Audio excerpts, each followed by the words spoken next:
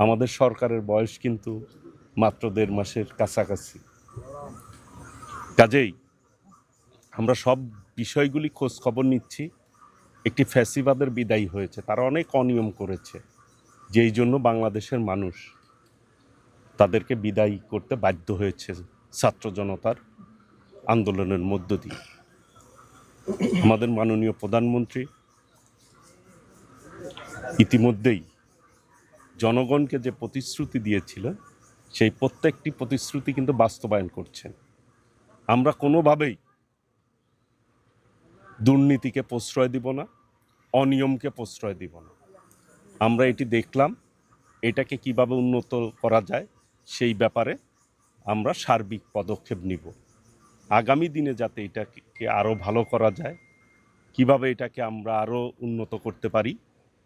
এইখানে অনেক জরাজীর্ণ ভবন রয়েছে, লোকের স্বল্পতা রয়েছে। আমি সরজমিনে এটি দেখে গেলাম, সেই অনুযায়ী পদক্ষেপ নেব। আশা করি এটি সচল থাকবে। আমাদের মাননীয় সংসদ সদস্যও নজর রাখবে এইখানে, যেহেতু ওনার এলাকা। আশা করি এটাকে আমরা এগিয়ে নিতে সক্ষম হব। আপনাদের নতুন কোনো পরিকল্পনা আছে? আমাদের সব বিষয় নিয়েই, যেহেতু এটি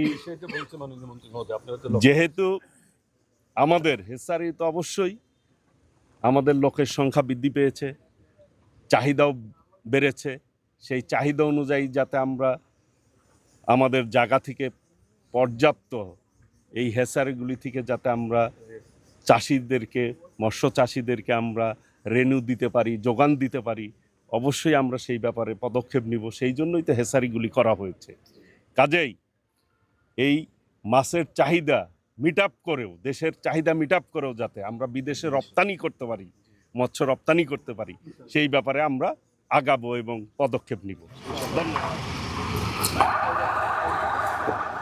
আসসালামু আলাইকুম।